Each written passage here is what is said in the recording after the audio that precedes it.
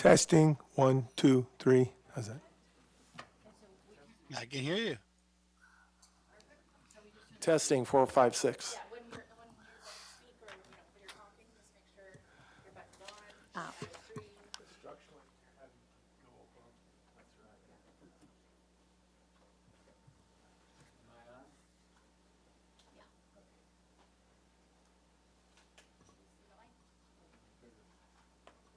Now you're on.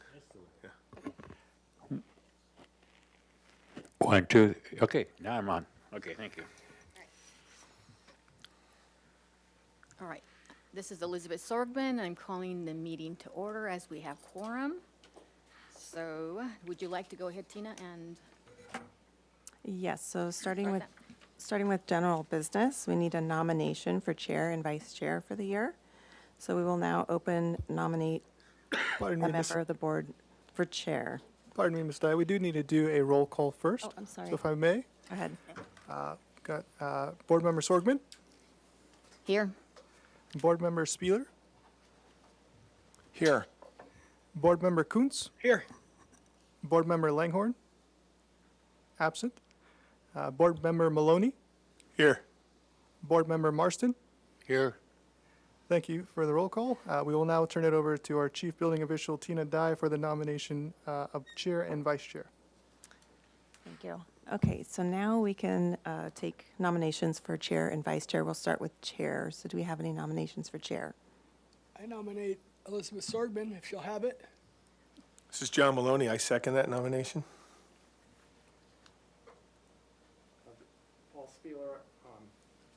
Paul Spieler, I'd like to nominate myself for chair.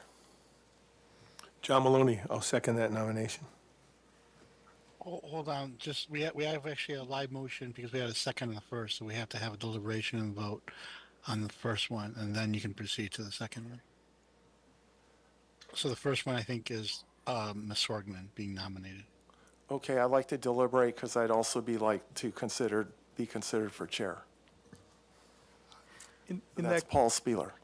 thank you, Member Spieler. So for the first motion, we will need to do a roll call vote on the motion in favor of Ms. Sorgman as chair for the Building and Fire Code Board of Appeals. So we'll do a roll call vote. I, I think it's fair to ask for deliberation. Correct, you can deliberate. You have a live motion, so you can Okay. deliberate, absolutely. Anybody have any comments on this? Okay, so moot point, sorry, moving on. Right, moving on, we will go ahead and do a roll call on the first motion. Board Member Kuntz, Aye. Board Member Maloney, Aye. Board Member Marston, Aye. Board Member Sorgman, Yes. Board Member Spieler. No. The motion does carry and passes as Ms. Sorgman will be the chair for the Building and Fire Code Board of Appeals. Okay, thank you. Moving on to nomination for vice chair. I'd be happy to nominate Spieler for vice chair. I'll second that. Thank you. We do have a live motion, so we will move to a roll call for the vote for Mr. Spieler as vice chair. Board Member Kuntz, Aye. Board Member Maloney, Aye. Board Member Marston, Aye. Chair Sorgman, Yes. and Board Member Spieler. Aye. Motion carries, pass for Mr. Spieler to be the vice chair of the Building and Fire Code Board of Appeals. Thank you. Great, thank you. I'll turn it over to you, Ms. Sorgman. All right. So this is, let's see. So we've had the election. Do we have any public comment on anything that is not on this agenda? I don't see anyone raising their hand. And Chair Sorgman, we do not have any speaker slips, so there's no public comment at this time. Okay, all right. So do we have a motion to approve the minutes of the November 6th Appeals Board meeting? It's John Maloney. I'll make a motion to approve the minutes. And I'll second it. Jim? Thank you for the motion. We will now do a roll call vote to approve the minutes. Board Member Kuntz, Aye. Board Member Maloney, Aye. Board Member Marston, Aye. Vice Chair Spieler, Aye. and Chair Sorgman. Yes. Motion carries. Thank you. All right, so do we have any announcements, requests for continuances, future agenda items and appeals? Anyone? All right, then we'll go on to the number one item, which is 1165 Coast Village Road, which is for the ratification of a hardship and the path of travel, I guess, hardship. Does the applicant want to come up and make a presentation? Oh, I'm sorry, staff report. I'm sorry, staff report. Great. Thank you, Chair. So yes, we're here to present the ratification of hardship for building permit 2025-00295, which is located at 1165 Coast Village Road. This is the third time that we'll be hearing it, so I'll give a summary. More than happy to go further into the project if we need to, but the project consists of a tenant improvement where you're taking 3 individual tenant spaces to combine it into, taking 1 large tenant space to combine it to create 3 different tenant spaces. Each one of those tenant spaces is going to have its own restrooms that will be fully compliant. And there'll be a path to travel that from the point of arrival, which is the existing accessible parking stalls, which are code compliant, to that area of alteration. The cost to make that tenant improvement is $350,000. There is an obligation to make path to travel improvements. Since the cost exceeds what is the cost of construction, which is called the adjusted cost of construction, the obligation is to to spend a minimum of 20% in path to travel improvements. The appellant has proposed to spend 23% in making path to travel improvements to this project. There is a requirement that you provide a path to travel to the right-of-way. In order to do that, because you have such great difference in elevation from Coast Village Road to the point of arrival, or really the entrance to the new tenant space, there is a need to either provide a lift or elevator or provide some sort of ramp system. The appellant has proposed or explored both of those options. If there was to be an option to provide a lift, the cost for that would be an additional $262,800. That's on top of the 20% already proposed. So that would bring the cost to, 98% above the $350,000 if a lift was to be proposed. If a ramp was to be proposed, the cost to do that would be an additional $219,306. That would bring it to a total of 86% of the path to travel improvement. So what we're here to listen is whether this is an unreasonable hardship, having those additional percentage of increase on the path to travel improvements. One thing that was added for clarification and context, there was some questions on the cost to make some alterations to the brick pavers that were leading to the area of alteration.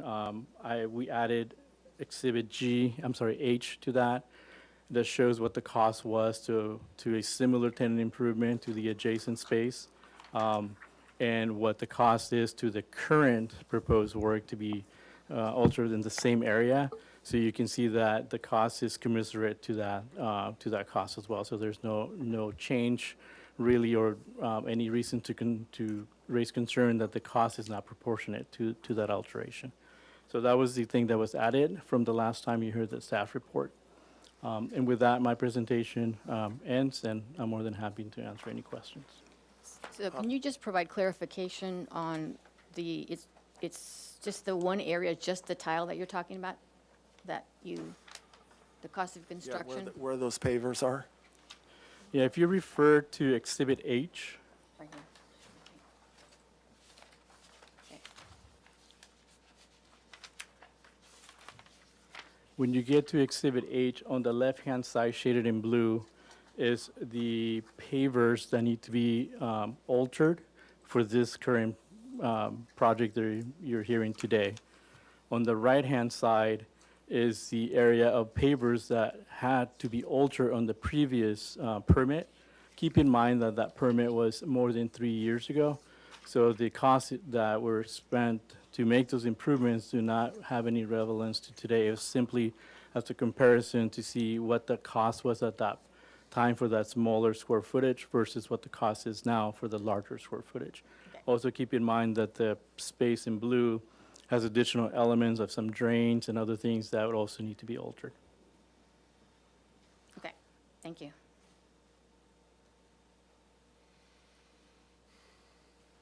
Thanks for this. Is there any reason we didn't get this with the staff report? This Exhibit H? It was not included because it was past the 3-year cycle, so it had no relevance to the what you had to hear previously. It doesn't change the percentage. It's still 83% and 85%, 83% above the cost from the 20%. It was more to provide more clarity based on the questions that came up in our last board meeting. On the last permit, was the drainage problem fixed or was it just repaved?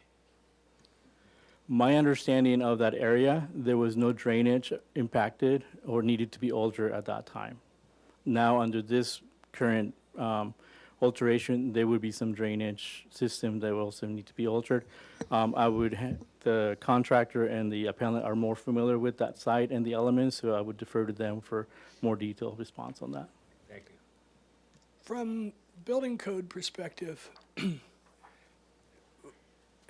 what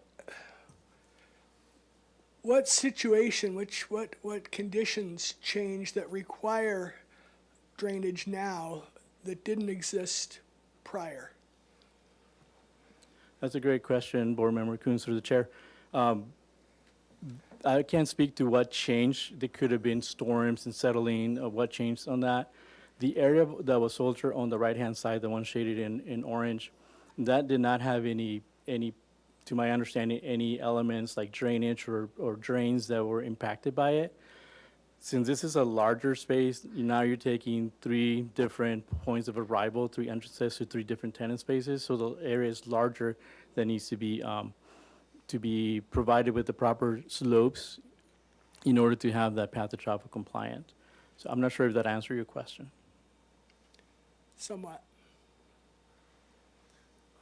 Could it also be that maybe that was, that project was within the 20% threshold?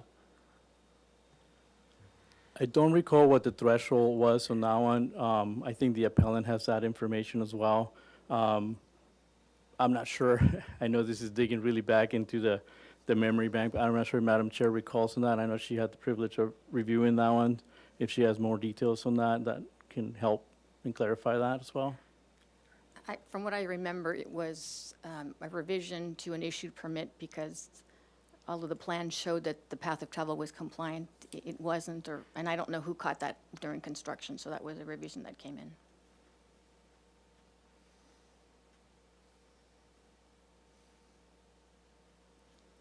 Do we have any other questions of staff? I guess I'm just wondering, is it possible that it might have been required under that permit, but it was missed by plan check? I guess that's irrelevant. Never mind. Go ahead. I think, Board Member Coons, to the chair, that's a great question, and it does beg to be answered because it plays into what you're looking at today. So the code requires that you provide an accessible path of travel to the area of alteration. In this case, the area of alteration in Exhibit H on the right-hand side in 2019 was only Unit J, which is the one directly across from the one we're considering today. So there would be no requirement to make any improvements on the left-hand side, which is the area shaded in blue, which is where you're hearing here today. I just noticed something else. There's significant overlap in the blue and orange. So it looks like they're counting some square footage, trying to redo some of what was done previously. Yeah, that is a good point, Board Member Coons, through the chair, and I will let the appellant speak to that, and maybe the contractor. Okay. I don't know what has transpired in there, if there's been settling or other things that haven't happened that requires that. So yeah, I don't have an answer to that because I'm not familiar with the site itself in that sense. One more question for staff. Considerably larger surface area here in this project. I'm looking at the orange area. It's what, 3-4 foot wide path of travel. It seems to me that the requirement is for a 3 or 4 foot wide path of travel, and this is resurfacing the entire patio area and including drainage that I don't feel falls into the accessibility requirement. So I'm asking staff, what specific local or state code requires that this entire surface area be attributed to accessibility? Yeah, Board Member Kunz, through the chair, I think that's a great question. If you refer back to Exhibit A, if you can navigate to Exhibit A, and we'll go to second page, which is the enlarged floor plans of that, you're going to see that there's now 3 different entrances that had to be traversed through that shaded area. So in order to make those 3 different entrances accessible, my understanding from the plans and the appellant and the contractor is those areas need to be modified in order to have the 5% running slope and 2% slopes, cross slopes when you get to the entrance themselves as well. So to answer more succinctly, you have three points of entry, which require a larger area to be altered in order to provide an accessible route to those 3 entrances, where previously you only had 1. I accept that, but I could also visualize a 3 foot or 4 foot wide path of travel that connects all 3 of those points of entry to the property point of entry, and that might constitute 60% of this area. I think that would be a question that the applicants have to answer. I don't think that the staff's going to know that answer. Yeah, okay.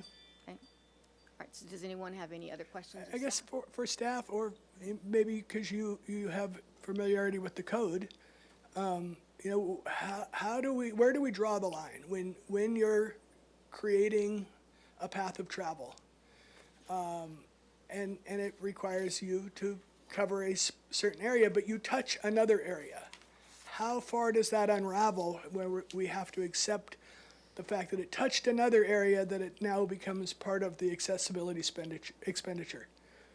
Well, I think we had this discussion at the last meeting was, there seemed to be some simpler solutions rather than paving the entire area that would provide that route, which is, it's kind of going back to the same question of if you had a sloped walkway near one of the sections, and then you don't have to change everything. And I think what I understood at that point in time was that you also had a drainage issue, and so that you were tying that in together.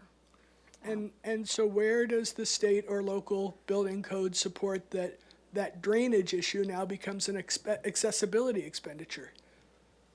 Yeah, I think that's a question, great question. Remember, Kunz, through the chair, and again, the appellant and the contractor will have additional information. I think the response provided by Madam Chair, it's in line with what my response would have been. I can also say that it's one of those things where you may have to make some improvements on certain things that's going to affect or have an impact on the other slopes, right? In this case, we're talking about drainage. I can't get into the specifics of that because I'm not that familiar with the site. But you can get into 11B, and that's what I'm asking about. Where in 11B says that this drainage becomes an accessibility expenditure? Okay, I think Nick brings up a good point. So my understanding of this, and listening to the last presentation that the applicant did, was that in order to get the slopes and cross slopes in properly, that the drainage, that 2 drains would need to be in, and the whole drainage would need to be reworked. Because right now what's happening is that there is 1 drain in, and the slopes it creates slopes that are in excess of what's accessible. So they had to add 2 drains in here into this blue area, and of course then you're sloping everything to those drains, so that would not be required if this area wasn't made accessible. That's how I see it. So it would be part of the cost, because that is what the accessibility is what is causing the The rework of accessibility this whole matter. alteration leads to the drainage problem, therefore it's a accessibility expenditure. That makes sense. Thank you. Well, I kind of look at it a different way. If you and I are leaving that exit from those doors, Yeah. and we're going to go across that courtyard to get out, Yeah. why do you have to hug the edge of a 3-foot wide space, and I can just walk right across the courtyard? It's supposed to be equal access for everyone, right? Yeah. So it would seem fair or proper that whatever path I can take to leave the building, you should be able to take as well. Well, So if, I can appreciate that point of view. and I know it doesn't happen that often. And I'm imagining the how that would unravel on I know. in a large scope, because it's simply not the But case. as you were Nor is it talking about it- enforced in similar. But I was just looking, as you were circumstances. talking about it, why would you want to go out the door?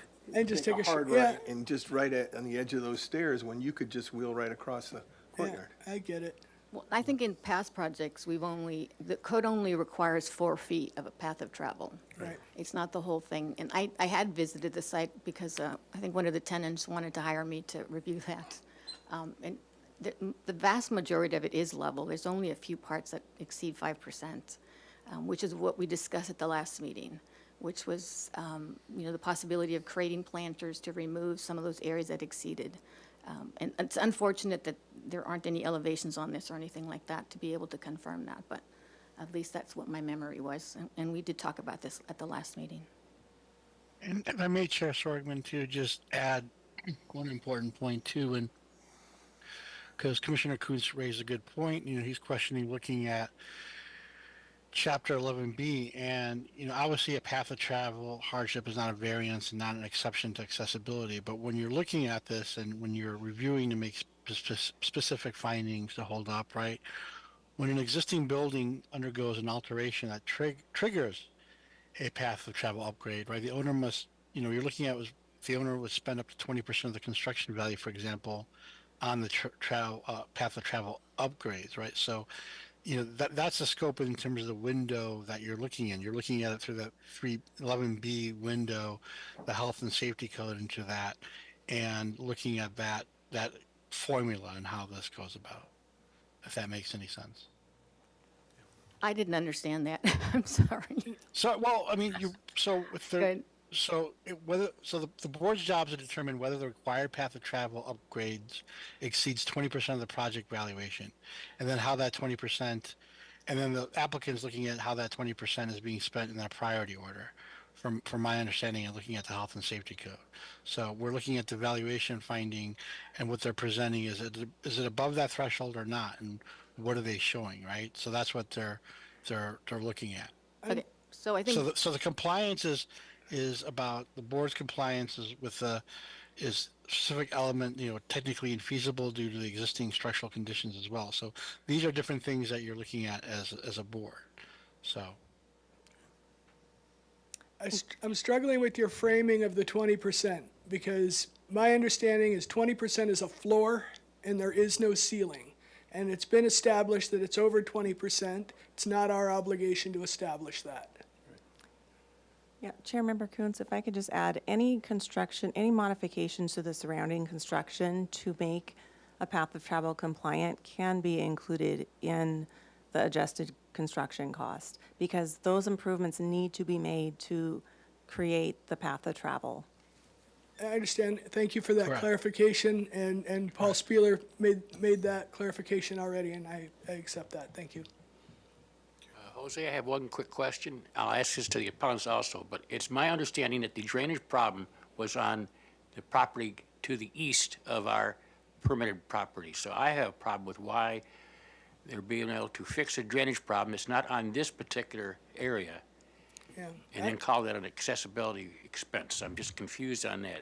If the drainage problem is not on our site, then why is it included in their, So I think. Yeah, that's a good question, Board Member Marston. But for clarity, the entire thing is on the same site.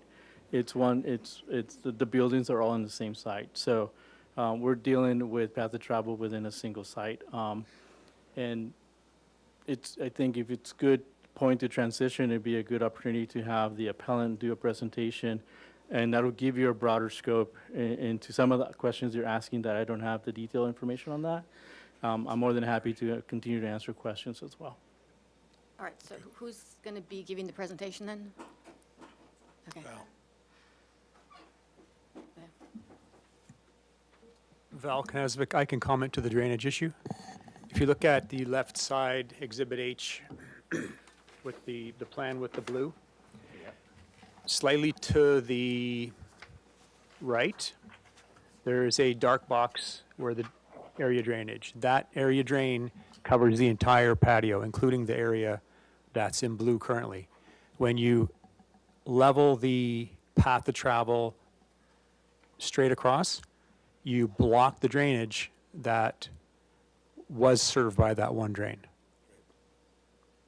So we have the entrance to the circular, and like the circular part of the building, and also the two doors to the left. And is it correct that you're adding 2 drains in the blue area? No, not 2 drains. I think we're adding 1 drain in the blue area. Okay. Yeah. And where is that located? Sorry, where is that located? It'll be to the left of the path that goes straight up Yep. to the, Yeah, I'm just trying to imagine exactly where. And so we don't have any elevation drawings of this area to help us better understand the slope issue? It looks like there's 2 drains added on this sheet A 0.05, and that would be in the blue area. That's back in Exhibit A. Are these 2, can I get a clarification? Are those 2 drains right there? So, just a minute, that was more familiar. Can you just- I'm actually not remembering now. It's been quite a while. If there's 1 or 2. Here, I've got, we are gonna confer for a minute. The question. It's A 0.05. Yeah. And then the round, the dark round emblems, On which sheet are you on, Nick? Or, A He's on the correct sheet. 0.05. Yeah. The dark brown was. I personally do not recall if are 2 existing drains there now or not. No, there's no drains there now. Okay, I was so- wondering if those are being added.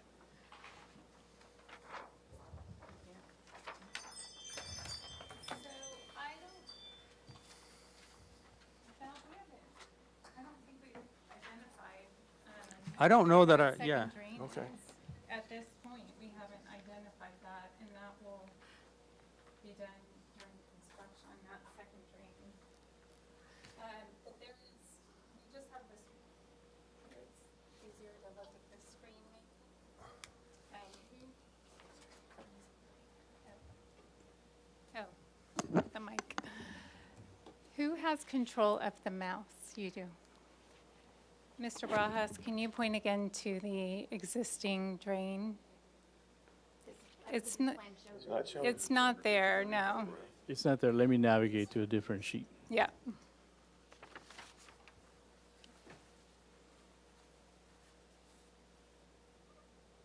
Yeah, well, maybe those aren't drains. I just thought they looked like No, those are drains. not, those are not drains. so wait, are we adding drains? We have to add one But that's in not the blue area. Okay, but it's not shown. No, it's not shown. Because we don't know the exact location yet. That will become clear when we excavate and remove pavers and things like that. Well, could there be the chance that when you excavate and you figure out that you don't need one? Val, I'm going to leave that to We're you. going to need one. Yeah, because it all slopes to that one drain and we interrupt that. Correct. Where the mouse is pointing, there is 1 drain for that entire area. So you'd be creating a ridge by that path of travel that goes to the circular part of that entrance at the circular part of the building. So you're having Because, for clarity, you're having to lower the patio close to the building? Raise so, it. yeah, we have to raise it. So what happens if you go back to, can you go back please to Exhibit H? we have any photos? We do. That I presented the last time. I can show you in a minute. I'm going to finish this thought. So our last sheet is the Exhibit H.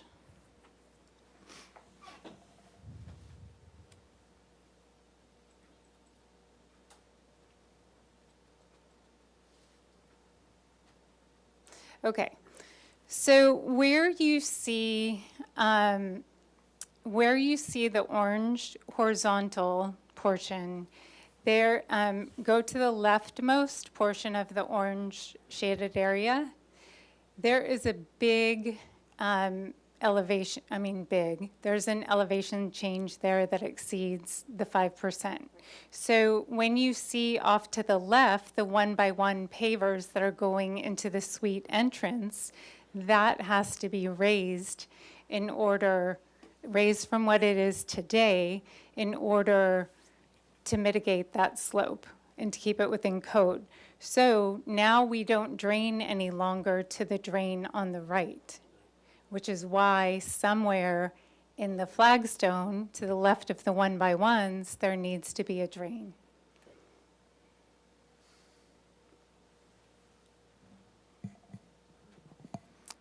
Those two square shapes might be posts. I'm not remembering, but Okay. it could be posts that support the second floor. So my question is, if you have to raise that area, the vertical area that's got the blue pavers on it, won't you create a ledge from the red to the right of the red line there?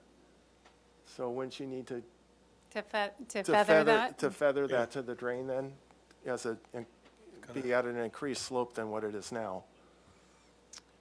Actually, Mr. Spieler, you're right. We may even have to increase the area of the blue Yeah, to, yeah. yeah. Madam Chair, excuse the interruption. If I could just make two, just to help give some direction to, one of the goals in terms of the review and the hardship waiver, just so we're operating in the constraints of the review, in terms of making the record, one of the things, our job is not to redesign the project. So I'm not suggesting that, but I just want to be careful we follow that one line. So that's, just wanted to add that. Thank you. I apologize for the interruption, but thank you for allowing me to make that point. And Madam Chair, this may be a good time for the appellant to make a formal presentation. It may answer a lot of your questions. Okay. So if you're ready, Marie, we're more than happy to hear your presentation. Sure. Okay. While we're getting this staff report up, I just want to answer some questions that came up. As far as the Suite J work that was done back in 2019, Suite J is what caused us to add pavers where you see the orange in Exhibit H. So that was not a revision. My office, Mark Kellogg is next to me, the architect. We, in addition to making the parking stalls accessible, we had to make this path of travel to Suite J accessible. We were over the valuation threshold. However, Chair Sorgman was the building official and found an exception whereby we did not have to present to the board, even though we were above the threshold. We did not have to exceed the 20% of improvements. So this is the parking stalls, and this was what we did for Suite J. And that was done, Suite J, Sotheby's, was done by another architect's office. We were just responsible for the parking stalls and this path of travel that you see here. The exception no longer applies because we were dealing at the time, we had the dentist in the building, and they're no longer there, so we can no longer use that exception. Okay, so have all your questions been answered that arose? I think that was the last one. Yes, thank you. Okay, so just to reiterate, Mr. Barajas already mentioned that the improvements that we're making as a result of our tenant improvement are 3 accessible restrooms and path of travel into the 3 suites, which are currently 1 suite, Suite I, and they will now be I, A, B, and C. My main question, so we're all so familiar. I don't think it's necessary to do the presentation a third time. Would you agree? Do you, I'm Does anyone I'm have- getting a yes. I'm getting one yes. I don't need to see the entire presentation a third time. But in our last meeting, my position was that I don't think that you have sufficiently met the criteria for me to see a hardship. So I left open the space to give you an opportunity to show me evidence that this is a hardship. So that's what I'm looking for today. Okay. So your question prompted me to look at all of the items that have come in front of the board over the past 10 years. So I went all the way back to 2015, and there have been 55 items that have come before the board. 15 of those were hardship, and two of those were, one of those was continued. 2 of them were, the hardships were ratified conditionally, and then the other 12, all of the hardships were ratified. So there was one that was continued based on missing information. So I guess we sit here before you knowing that in order to put in a ramp, we will need to spend 90, Mr. Brauhaus, can you help me with that number again? I know I've got that in front of me. 82,900.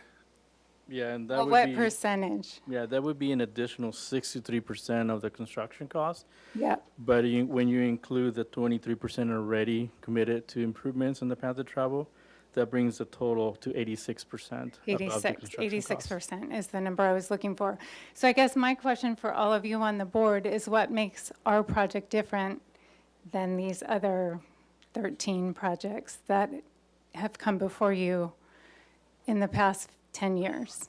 Well, I can tell you that my voting record is very consistent across the board. I can't speak to the board makeup for any given hearing, but not everybody sees things the way I do from my lived experience. And I know that I have voted for a ratification when I believed that it was truly a hardship and or that a equivalent facilitation was provided. I would like to make one more comment. It was also very interesting to me, one of the items for the argument made by the building official was that they implemented ADA compliance training for their employees to assist anyone who enters the building. So is that, my question there, is that even a possibility for the tenants? Because the only people coming to see these tenants are people with an appointment. So could accommodations be made for people with an appointment to enter? What they would need to do is either an employee could do it, if somebody's in a wheelchair up at the circle, at the road, to get them down to the circle, accommodations could be made that way. But that was an argument that was made for one of these cases. So are we able to use that same argument, knowing that public just doesn't walk into these spaces? Can the staff make accommodations if somebody needs that, if they're in a wheelchair and they can't get from Coast Village Road down to the circle? So that's something else I saw in my research. Okay, so when you look at what the 11B 202.4 says, is that compliance shall be provided by equivalent facilitation or to the greatest extent possible. So the definition of equivalent facilitation is the use of designs, products, or technologies as alternatives to those prescribed resulting in substantially equivalent or greater accessibility and usability. It also says, in determining equivalent facilitation, consideration shall be given to the means that provide the maximum independence of a person with disabilities while presenting the least risk or harm, injury, or other hazards to such persons or others. So again, the key here is the maximum independence. So an equivalent program or trying to do something like that doesn't give someone independence. And those generally don't tend to work. Someone's having to wait, or there has to be, how does one communicate to someone that they need something? In this type of building, like medical facilities wouldn't be allowed to be on the lower floor. You couldn't have a mercantile on the lower floor because you're not providing access.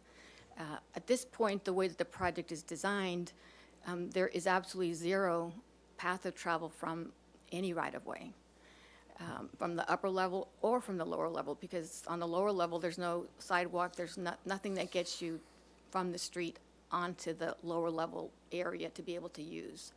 And it's 80% of people with disabilities aren't employed, so the vast majority of them use public transportation. So the likely path that they're going to use is Coast Village Road. And so, I just struggle with the fact that this building has been in existence for a bit and hasn't really done anything to provide accessibility to the lower level. And yet you've had dentist offices and medical facilities that shouldn't have been there. And you were involved with the project next door, Cadario's building, where you ended up fixing that elevator because you came and looked and visited some of the meetings and said, you know what, we're not going to ask for a hardship. Well, We're going to just do that. that construction valuation was much, much, much, much greater than this one. I mean, the whole building Yeah, was I redone. understand that, but So it really, that was the basis. But you know what happened Yeah. on that Could I one? make a comment on that? No. So there is accessibility from Coast Village roads to the upper areas, Yes. and then there's accessibility down below to the lower units. No, From parking, but not from the public right-of-way. So the code requires from the public right-of-way, from. Well, there's a road, isn't there a road on the, along the freeway? So the Yes. assumption is that you're going to be walking, so there's no path to get onto the site from the lower level. You have to have a car. It absolutely means that someone can Okay. only arrive via car. And what I'm trying to say is 80% of people with disabilities don't have vehicles. They're counting on public transportation. But- So I just want to ask the questions. I mean, if you're, you've got two routes. You've got the route of equivalent facilitation. So can you provide definitions or programs, or what would you be able to provide as equivalent facilitation? Or how do you meet, like, the nature and the use of the facility under construction, its availability to persons with disabilities? So you're going to X out the abilities to have a medical facility on the lower level or mercantile space because you don't have accessibility. No, oh, go on, are you Okay. done? And well, so, again, if you're looking at, so what's the impact of accessibility which would be gained or lost by granting a hardship? So can you answer that? To answer your initial question, Okay. that is not the case right now. Well, we have lost, excuse me, we've lost those leases. That was not going to be the case. Yeah, they were law firms, yeah. So that would not have been the case had we done this in a timely manner, yep, Okay. yep. So tell me the nature of the use of the facility under construction and its availability to persons with disabilities. So how is that lower level going to be available to persons with disabilities? So I am going to just say that the way that we are configuring these into so what the market is interested in right now are small offices. And so we're making them each of the offices will be over 1,000 square feet. So that's not going to be a medical facility. So then you're saying people with disabilities don't get to go into the offices? No, that's not what I'm saying. What I was saying before is actually the one case that I was citing where you could train the employees to assist somebody into getting into the space, that was actually your argument. So how do you do that? So if I'm in an office, so what's going to happen if someone comes? You would have to have signage that says that there's no accessible entrance. So signage would be required. So how is it that you're providing you know, what is it that you're providing to let someone know that I need help? What does that look like? Well, in these particular cases, and again, I think because these will be offices where it's not open to the public, you have to make an appointment to go see the people in the office. So what I concluded from the staff can make accommodations for somebody is if they're coming with an appointment, they can actually pick them up and bring them down, right?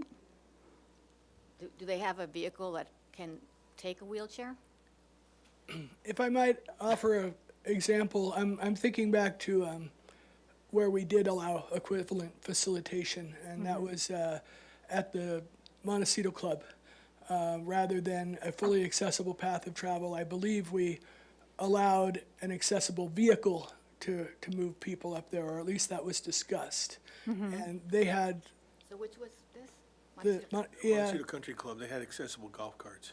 Yeah, but that didn't get approved. okay. Well, that is an example of the kind of equivalent facilitation that has been discussed, was my point. So, But is that an option? The Well- owner owns the building, can Well, he have? if I may too, I think I just want to help, at least for the record's sake, I just want to give at least some concrete advice at this point, I think is needed, just because if decision's going to be made today because we've come back 2 or 3 times, I at least want to give some guidance, right? And this is guidance, my request is that you listen to it, but you are an independent body. But I think the most important thing to look at is the board is acting almost like an auditor of math, right? Feasibility, and not a variance body. And that's where my concern is, right? The key question is, what are you evaluating, right? You're looking at, does the project trigger a path of travel? That's the first thing, right? Then you're looking at what is the correct project valuation, right? And you're not looking at, and the things you should be asking is like, what is included in the valuation? Are there soft costs excluded? Are there finished upgrades included? Is this consistent with California Building Code valuation practices, right? That number is the legal ceiling. We're talking about that. That is where we are, right? And what would full compliance cost? The applicant must show the cost to make the entire path of travel fully compliant, itemized estimates, right? And if that number is less than 20%, no hardship is allowed. They must do it all. Hardship only exists when full compliance is above 20%. So my worry is just, something that is really a math equation, and for a technical board that we must look at, we're going outside of that portion. So that's just what at least I'd want to advise and caution the board on. Because I think we're going kind of different areas when we should be looking really at the correct project valuation, right? And those are the things we should be looking at. And what is that mathematical number, right? If it's under that 20%, there's not allowed. If it's above it, it is, right? And so that's I just want to just point that out, because I think we've been going at this for about 50 minutes, and I'm worried about that we're no closer to decision, because what we should be looking at, the math, is kind of not being adhered to. So thank you for the opportunity to speak. So, Mr. Doimus, correct? Yeah. Yes, you're like Correct, you're correct. like the voice of God. I don't want to put my image up there, because I would then feel like the Wizard of Oz for sure. So I'm sure you have the staff report, and you're aware that we've exceeded the 20% getting into the entry doors for the 3 suites. You're aware of that, right? Well, Yeah. hold on. So I am not a decider of fact. My goal is just Yeah. to kind of frame the issue for the board. So it would be improper for me to be answering those questions or doing that. I have my soul, I am not a decision maker. This board is, as I mentioned, clearly this board is an independent decision maker. I'm there sometimes just guide and frame the issue. I feel or for Brown Act purposes, give advice. I don't want to get into that, nor can I answer those type of questions, because I am not a board member. I think what's clear, though, they are exceeding the threshold and so are required to go over the 20%. That's correct. Correct. Technically, they are required to provide full compliance. The request is that the board consider what's reasonable to be considered disproportionate to the cost of construction. Okay, just for clarity here, looking at Exhibit F, what you're proposing is $82,900 of accessibility expenditure, and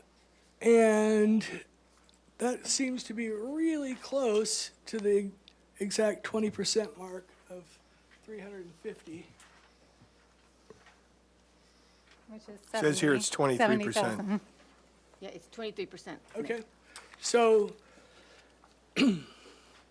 what I want to know is, have alternative designs or phasing options been explored to reduce the total cost of providing accessible route from the public right-of-way while still materially improving accessibility from the public right-of-way?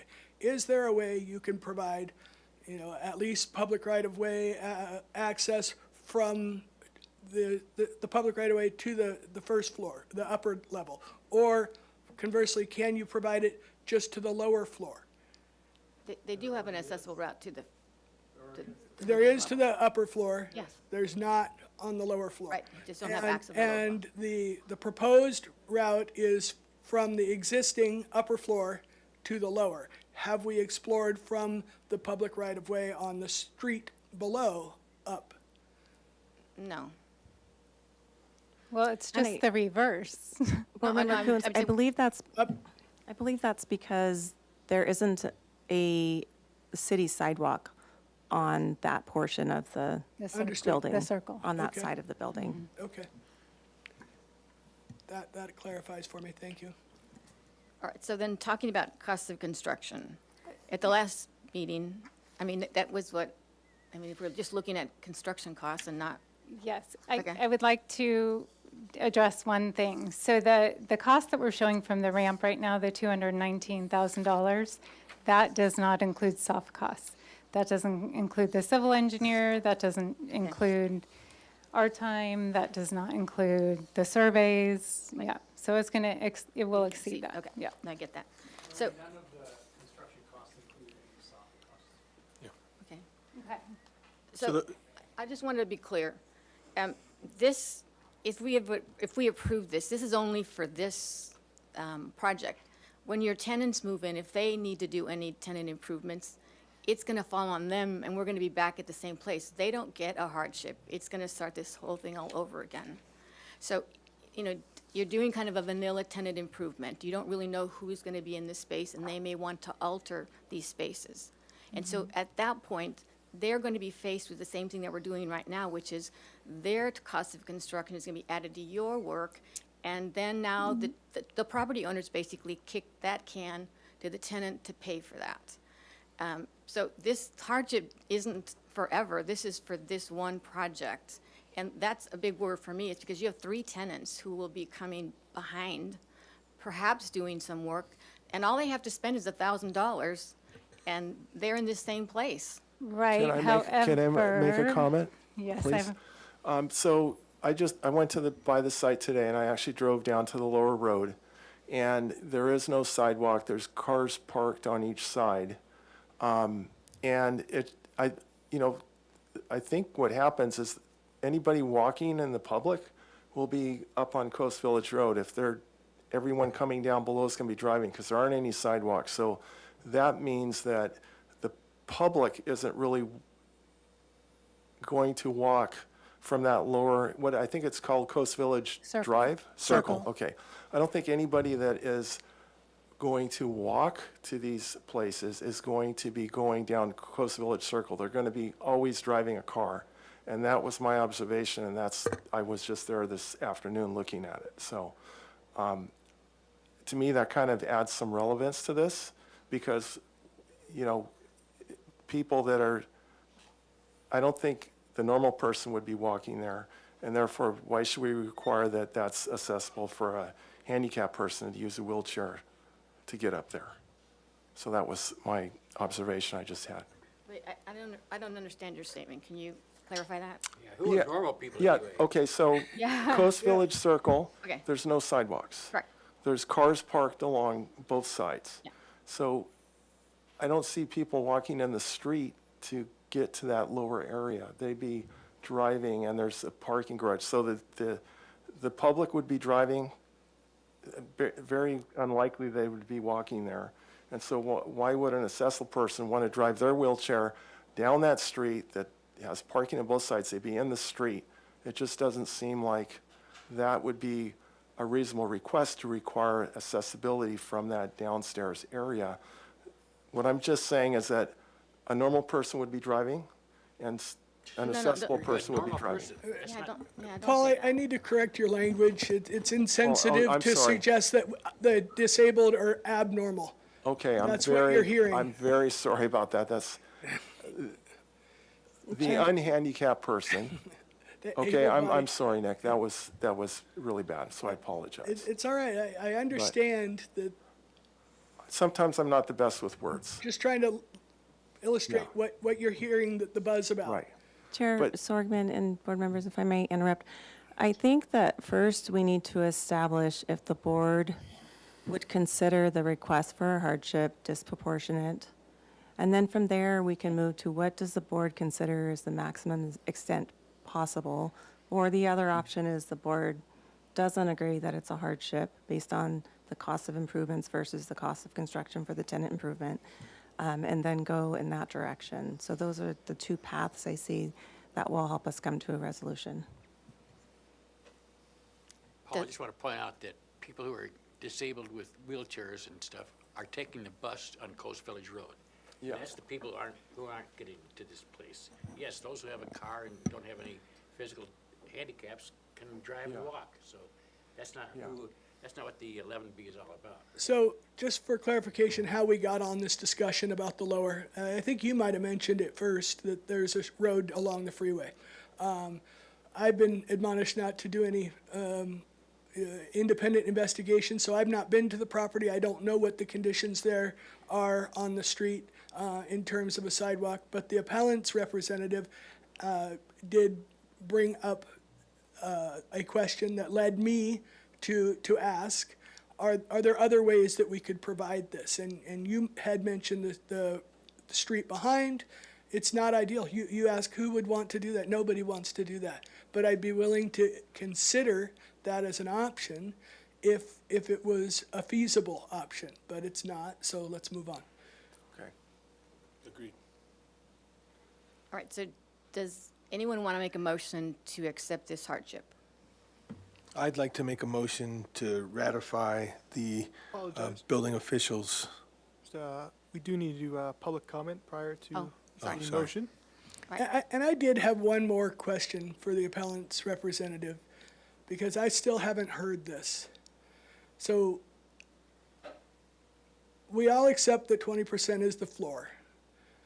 I think a lot of people are struggling to recognize that there is no ceiling, and what makes a difference for me, what can lead me to ratify this hardship is some compelling evidence for asserting that an investment above 20% constitutes an unreasonable hardship in this case, as opposed to a reasonable continuation of access work.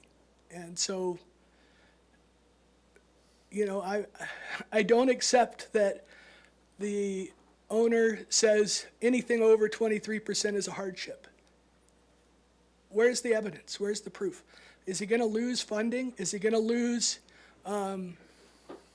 backing? So, the owner's not here today, and the property manager, Rob Koyman, will address your question. Okay. Board Member Kuntz, my name's Rob Koyman. I'm the property manager. I own Meridian Group Real Estate Management. I'm a third-party fee manager for this building and have been for over 20 years. Appreciate your question, and I can try to answer it. This whole process has been a hardship for this owner. This whole process started over a year ago. We can revisit how many times the meeting was canceled, how many times we were put off. We can also revisit the law firm that was willing to take 2 of the 3 suites. We had a lease, we spent thousands of dollars with legal fees and brokers that we had to cancel because we couldn't get them in there. So yes, this is a hardship. And it's not about the 20% or the 23% or even 30%. It's about almost 68% additional, a total of 86% over our initial costs. For Board Member Sorgman, You mentioned a question about, well, what have you done? And you're kicking the can down the road to the next tenant.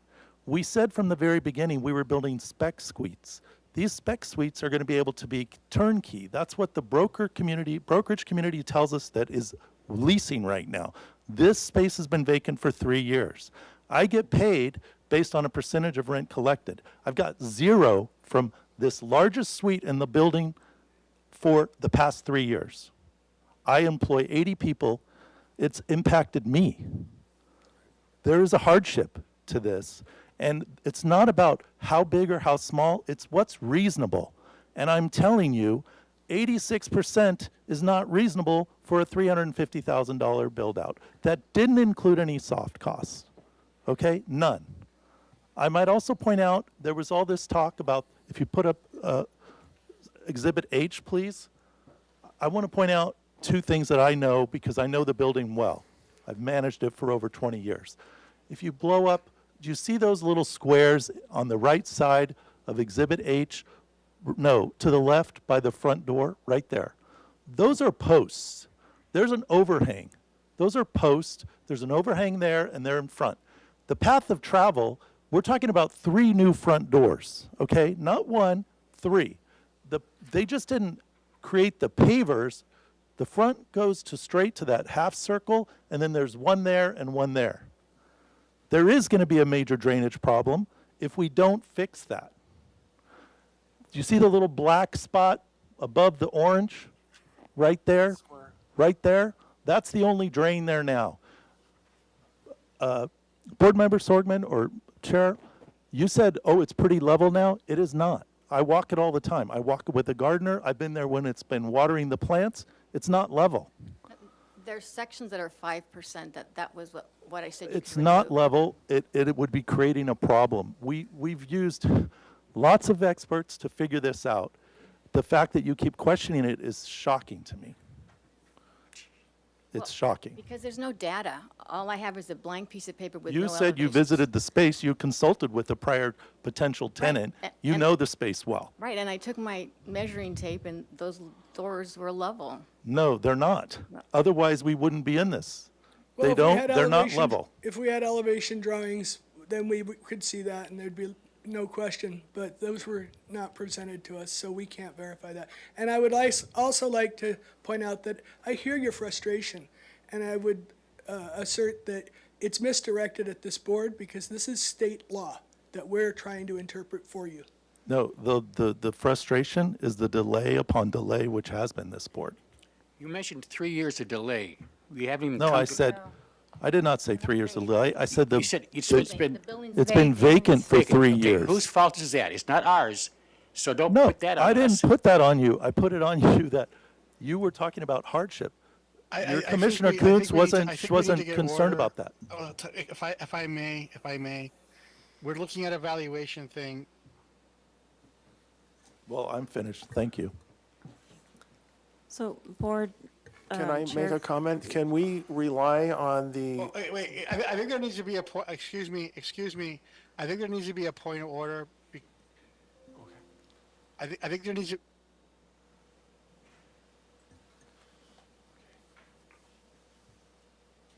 Looks like he might be having some connection issues. He has muted himself.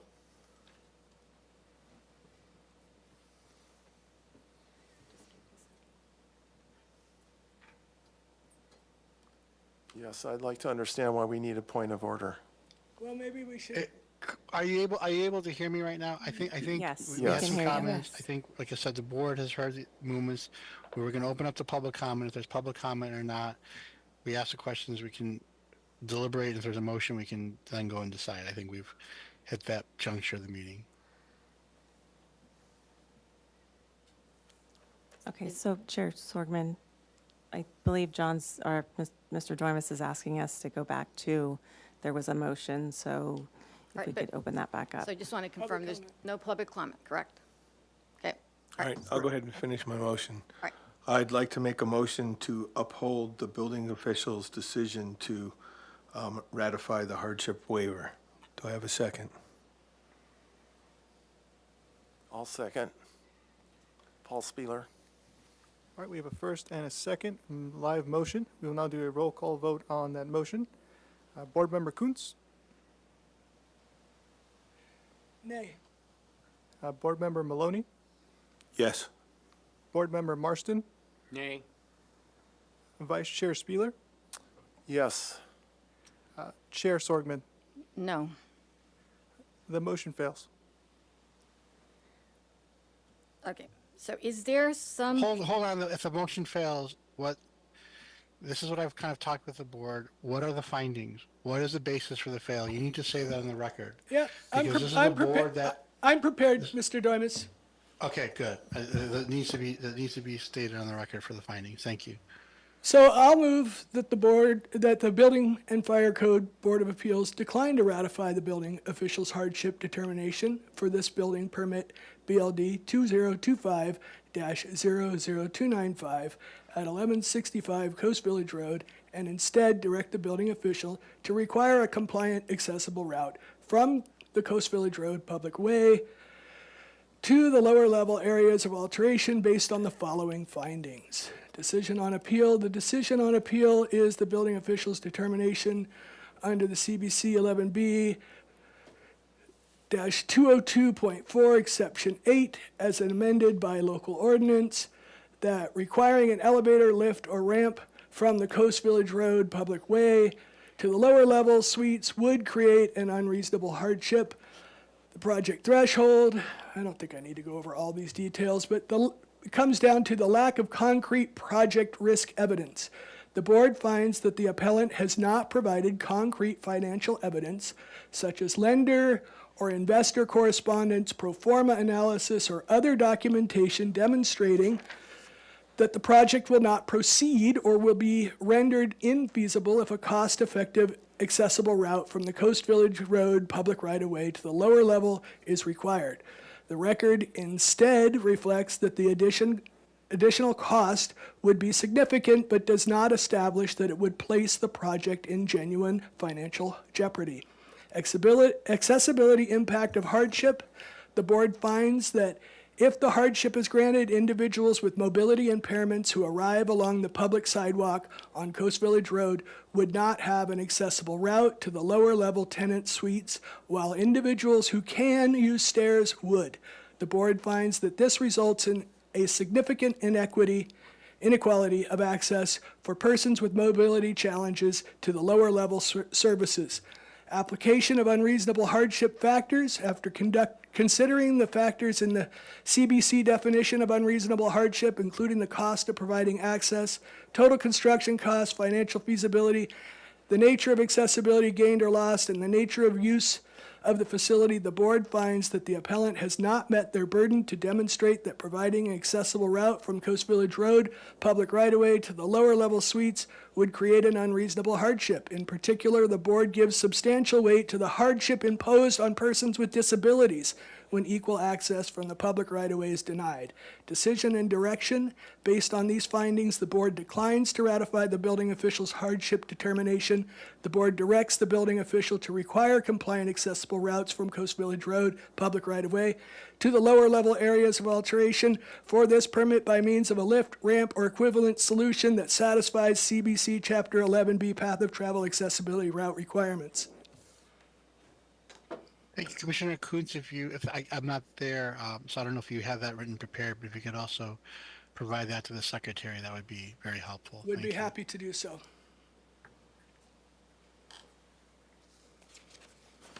All right. Please note this section, questionable categorization. I omitted that because that was satisfied. It does sound like we have a motion on the floor. Do we have a second for the motion? I second that. We have a first and a second. In case we will do a roll call vote on the motion. Board Member Kuntz, Aye. Board Member Maloney, Aye. Board Member Marston, Is this a vote for the findings? This is for my motion to deny. Yes. Vice Chair Spieler, No. and Chair Sorgman. Yes. The motion does carry. right, so then the meeting is adjourned. I would Before we just like. adjourn, my apologies. Yeah, Mr. Spieler, do you mind just stating your reasons for the no vote for the record? Yes, my reasons for the no vote is, as I explained, that I didn't feel that the access from the lower Coast Village Road Circle is, used by the public for walking, and that was, It's not what we're talking about, though. yeah, well, that was my reason. But we're not requiring that. We want it from the upper. So what's your objection to requiring that for, I guess my objection is that we are improving the property for accessibility, and although it's not the maximum accessibility, I think it's an improvement for people with mobile, deficiencies. So I think we are improving, and so let's let the owners improve their building. It's helpful to everybody, and that's why I kind of feel that this is reasonable.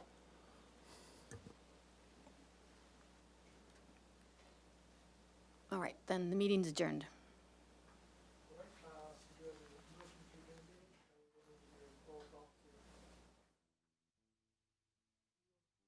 Call to adjourn the meeting. So Board Member Kuntz, aye? Board Member Maloney, Aye. Board Member Marston, Aye. Vice Chair Spieler, Chair Sorgman. Yes. Thank you. And the Board Appeals hearing has adjourned at 3:42 PM.